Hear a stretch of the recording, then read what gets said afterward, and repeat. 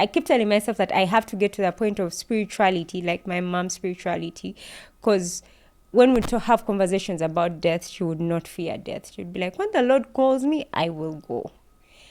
Up to the point of when before she died, she knew she was going to go. So she prepared me and told me, you know what, I'll get ready. I may not be around for a long time.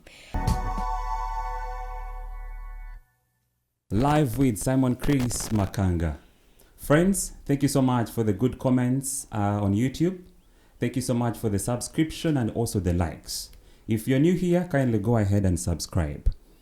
Our special guest tonight is a young, beautiful, talented Ugandan. She's a digital usability context consultant. She's a lecturer at Makerere University with a lot of talents. She's a poet. Yeah, we're going to have a good conversation about poems. And she is a wife. We're going to have a conversation about marriage. Mrs. Irene Esther Mutuzo Sevome. Yes. It's a pleasure to have you live with Simon Chris Makanga. Thank you so much. It's such a pleasure and I'm honored to be here. Why did you accept to have a conversation with me? Because you insisted. How many times did I insist? About 4 times. Finally. Yes. Is it because I insisted? Yeah, and I guess I always believe that God gives us platforms to do His work. So, yeah, I figured this is probably one of the platforms He's given for me to speak into another person's life. Yeah. The reason as to why I really needed to have a conversation with you, that like you said, I insisted. Yes. I watched your poem on your ex. Yeah. I was so thrilled. Thank you. I was like, what kind of energies are these? What kind of creativity is this? Yeah. How much time did you invest to come up with this? How much practice did you take? Yeah. I was really having so many why, how, what happened? From the beginning of time, she stands tall, a queen with a smile that conquers all. She lives her life as a radiant light, morphing and evolving. She continues to soar. She is ready for more. Yeah. How did you come up with that poem? Let's speak to it. That was a great collaboration between myself and a very good friend of mine called Wake. We've collaborated on so many pieces together, and one of the things we're thinking of doing is sort of doing like a joint album, because we have a lot of work together. And I've known Wake for many years. We've been doing poetry, I think, for over 10 years now. So literally, when the poetry industry was just beginning. So I Is believe... he the one that kick-started that career in you? No. But how did you know that you're going to be a poet? How did I know I was going to be a poet? I think I've always loved literature. So in high school, I did literature. But for those that did literature, the poems were, the complicated English stuff. But I remember there's a couple poets that came to school and under the Lantern Meet of Poets.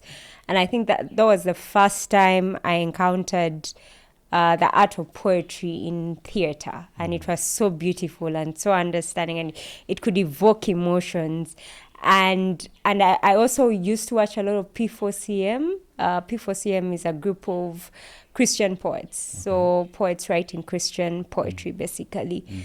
And I was like, this might be something that I can be able to do. So I joined the Lantern Meet of Poets. I started to craft my art around writing, around performing, and from then I kept going. And I remember my first big performance. I think back then there used to be some Power FM events. So I go for an event with a friend of mine called Louisa, and then she introduces me to a friend of mine now called Ogutu. He was running some productions and stuff at Power FM. And she tells my friend that, oh my God, my friend has this, amazing gift. So he tells me, what, show me. So I remember performing a poem as I walked. Okay. Yeah, from I think it was a Guntu party. They used to call them Guntu parties. So I literally did the performance as I walked. And it's like, you know what, you're going to perform at the Power FM movie night. So that was my first performance. And then Ronnie Habasa didn't know my name. So they knew my nickname, which is Noisy. That's another story of why I'm called Noisy. It's like I don't know you. I thought I did some homework to understand who you are. Yeah. Then, Yeah, then they introduced me as Noisy. Then I did the piece. Then thereafter, like, you know, a lot of people kept approaching Ronnie for my contact. And then like, oh, that poet, Noisy. And yeah, before I know it, I went from performing for free, performing for transport, 50K here and there, to actually like really performing, getting contracts to perform for NGOs, for different causes. And I think that the one thing I'm particularly proud of was when I got to perform in Abu Dhabi this year's February, at an international trade center and World Trade Organization. It was an event on women in trade, and you know it had the EDs of the ITC, International Trade Center. Well, someone, a friend of mine called Matama. So I've been doing poetry for a long time. So I keep putting out my work. Not childhood, like I would say serious poet, like now going in hardcore, I would say about 10 years. So once in a while I put out the work that I've done, the videos here and there on my socials. So they were looking for a poet, and then she recommended me. And then someone from Geneva asked for my profile, so I shared my profile with a couple of pieces I had done.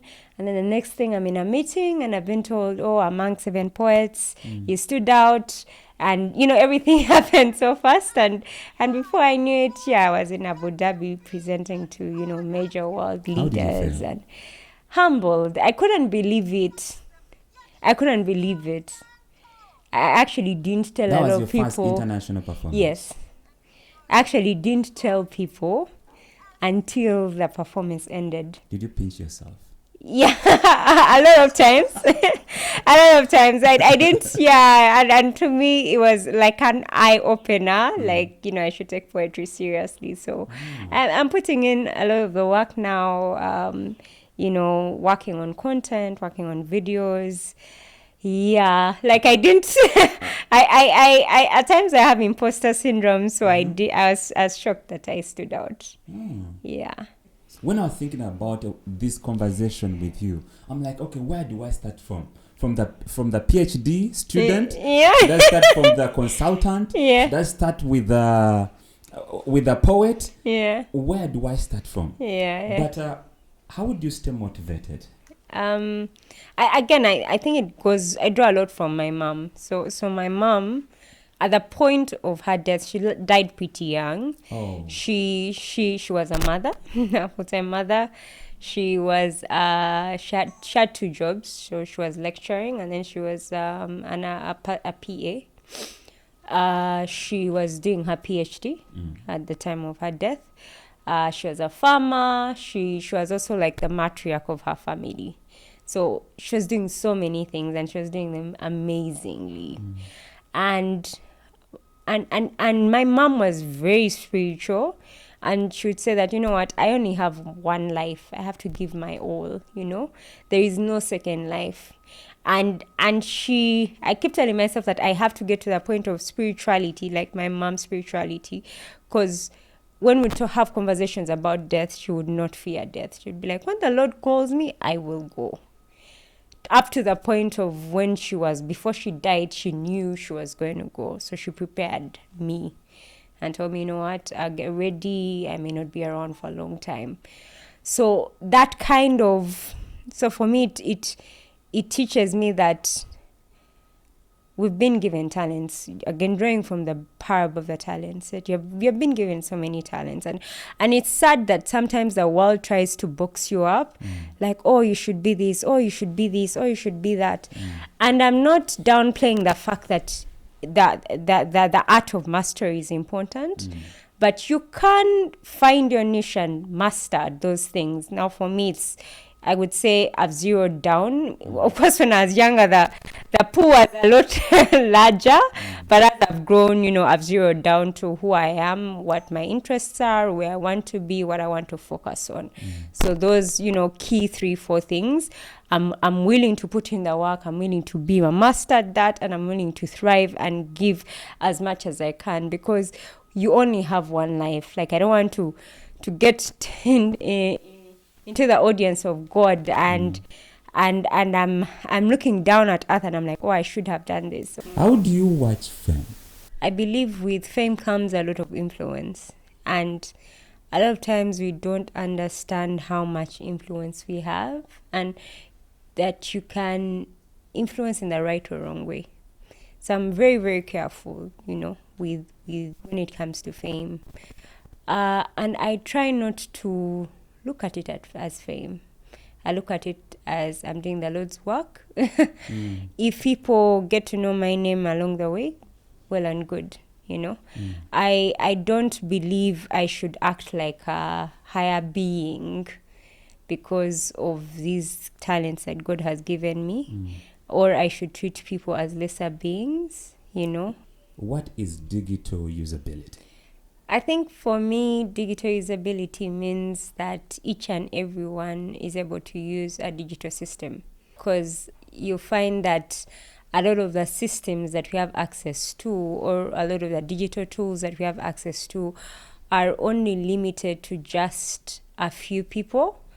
That the people who are learned, who have a high level of digital literacy, who have, the fancy high-end phones. And in context, in a world where digitization is almost moving everything, we can't ignore the fact that everyone needs to be on board. So how do we get everyone else on board? If it's a digital tool that you are building, can you build it in a way that it can be used by different specs of phones or different types of phones, the high end, the low end? If it's a digital tool, can it be interfaced, by different people, not, the people who easily understand the tech stuff, but someone What are the tools? A tool is any system, like the way you have WhatsApp, Facebook, Google, the systems that you're probably going to use to edit this video. All those are digital tools. How do you make money? How do I make money? My hours. You pay me for my hours. What keeps you busy on a Monday? What keeps me busy on a Monday? I usually wake up with gospel music. So I'll play music, and then I'll schedule I do a lot of scheduling. I'm such a planner. So my my calendar is pretty pop. I would be so disappointed if you weren't a planner. Yes, I'm such a planner because I just have so many things to do, and I'm getting old, I think. So to ensure that I meet those things, I meet deadlines, I have goals for the week. So I start my Mondays with planning, and then depending on, I could have a meeting that day, I could have a class that day, I could be reading that day. So depending on what's in my calendar, but I usually start out my week by planning the entire week. Yeah. Wow. What is your view about marriage? I think marriage is a very beautiful blessing, but it's dependent on who you marry. Yeah, I'm aware of the fact that there are very happy marriages and there are also miserable marriages. So I'm blessed that the person I'm with is someone who was a friend before, so we pretty much know each other. We are friends in our marriage. So. Because in marriage, I've heard about that, saying that marry your friend. Marry your friend. It's very important. How does it feel like? Because you will not always feel the butterflies every day. That's a reality. Like, that the first butterflies you felt when you were dating someone. So you would say you're happily married? Yes, I am. Very, very happily. I call myself the chairperson of the Happy Marrieds Club. Yeah, I'm very, very happy. And I would like to think that my husband is happily married as well. One wonders, why do we pray? Why do we pray? For me, prayer it's a chance for me to have a conversation with God. Same way I'm having a conversation with you right now.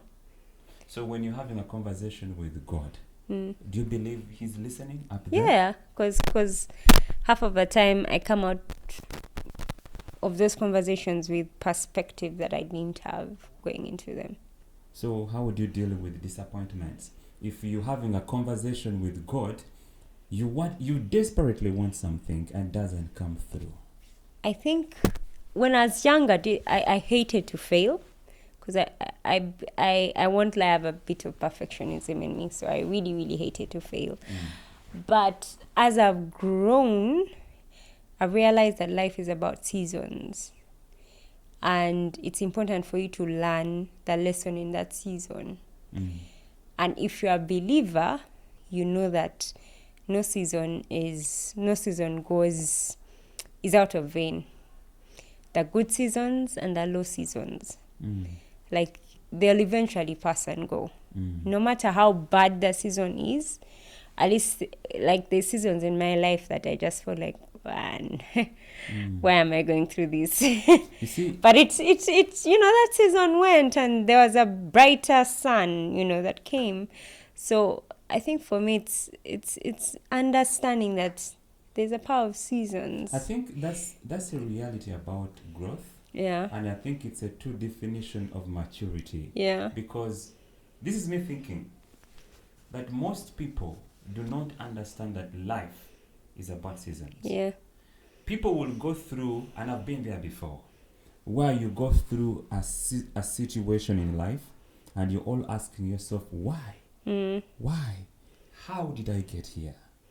But it's a season you have to go through. Yeah. Just like when you plant a corn in the ground, it will stay there until it receives a little raindrop. Yeah. Then it will germinate. Yeah. And then it will give you so many corns. Yeah. So that is life. But most of us pull back with, we tend not to understand that life has, there are seasons. Yeah. There'll be seasons where you're going to be happy. Yes. There'll be seasons where you're going to be sad. Yes. So if not you is sad, then who? Yeah. Yeah. and those seasons also sharpen us. They certain seasons I've gone through my life that have helped me realize who I am. That have helped me also understand who my worth as a person. Certain things I will never ever do if I'm given a chance. But I think I needed to go through the seasons to realize, this I can do, this I can do, this I can tolerate, this is absolutely not okay to tolerate. But how would I have known if I didn't go through the seasons? So what has maturity taught you? Maturity has taught me to treasure the people in my life. What happens Period. if I don't? When I was younger, I was chasing a lot of success. A lot of success at the expense of time with people I hold dear to my heart. But as I've grown older, I've been blessed to be successful in certain aspects of my life. And I thank God. I don't take it for granted at all. But it's also made me realize that, at some point you don't have a car and then you get a car. And like before you get the car, you're like, oh my God, if I get that car. Then you get the car and then what? Then what? Then what? Yeah, you get the house and then what? Yeah, you're able to take yourself out to Java's, buy yourself a meal, and you're like, then what? So there's a lot more to life, and I You're think dying for iPhone 15. yes, and then you get it, and then what? Yeah. So that is life. That is life. So for me, it's a lot of the people around me. And also, I think also because fortunately or unfortunately, I've lost very close people in my life. My mom, So sad. my best friend, about 3 weeks ago. and it's just made me realize that I'm not going to be here every day. The people I hold dear to my life are not going to be here every day. I don't want to sit back and be like, oh, I wish I had done this for my person. I wish I was there for my person. I wish I had seen them more. I wish I was present more. I wish I prioritized them more. So for me, like, high there on my list are the people I hold dear to my heart. Like, I can drop everything else, but if it compromises the relationships I have, I can drop it. So how would you describe your childhood neighborhood? For a long time as an only child. For a very long time as an only child. Only child? Yes, for about, I could say, 10 years. What do you mean by that? Like, my siblings came much later. You were the firstborn? Yes, I'm the firstborn. Okay. So I yearn to have siblings. So my siblings are very, very special to me. Very, very special to me. And I grew up with a lot of love because it was a huge house with my aunties and uncles, my parents. So I grew up with a lot of love from my aunties and uncles, you know, getting into their plot, visiting them after they left home. I grew up in a large family, and I think that's why family is very close to my heart. Yeah. So it was a nice childhood. It was lonely because I was like the only young kid, but not always lonely. Why did you choose to go back to school? You are a PhD student. Yes. First of all, because I'm apart from the things I do, I'm very passionate about teaching and academia. So I want to go in the academia field, you know, or hopefully, God willing, become a professor someday. And I also just wanted to grow my knowledge. Yeah. And my PhD is around the psychosocial factors and facilitating conditions that affect the adoption of digital technologies in the African context. So I want to grow that knowledge onto the knowledge I already have to be an even better consultant.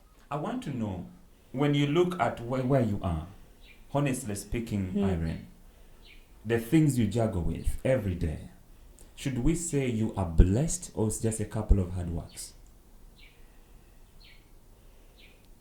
I'm a believer, and I believe God blesses the works of our hands. What does that mean? You can't just sit back and always think you're blessed. You have to work hard. God blesses, yes. God will bless the works of your hands. So with the little that you're given, when you grow it, He blesses you even more. So for me, that's been my principle in life. So even, you know, something simple, I will give it my all. And not because I expect anything, but because I know that little is a testament of what I can do. So when someone looks at that work or looks at what I've done, what do they think of me? You know, when God looks at that considered little, what does He think of me? Because, you know, sometimes we tend to take the small stuff for granted vis-a-vis the big stuff, but it's actually the small stuff that gets us to the bigger things. Yeah. Wow.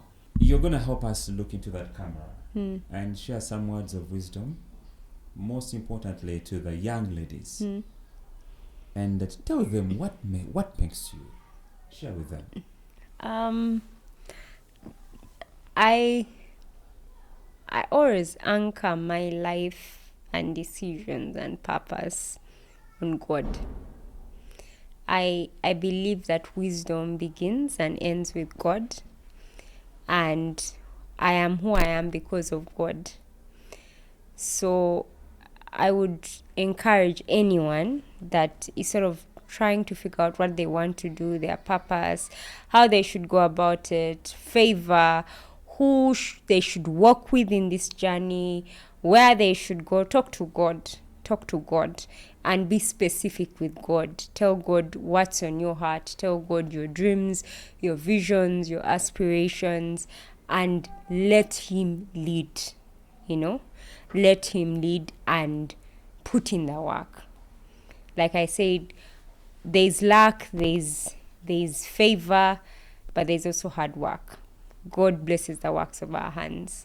So as we believe in him, we put in the work. We put in the work to stand out for his glory. We put in the work to be the best. We put in the work to have a standard of excellence and not mediocrity. Wow. Yeah. Wow, interesting. I would be so selfish if I let you go without giving us a poem. Oh, yeah.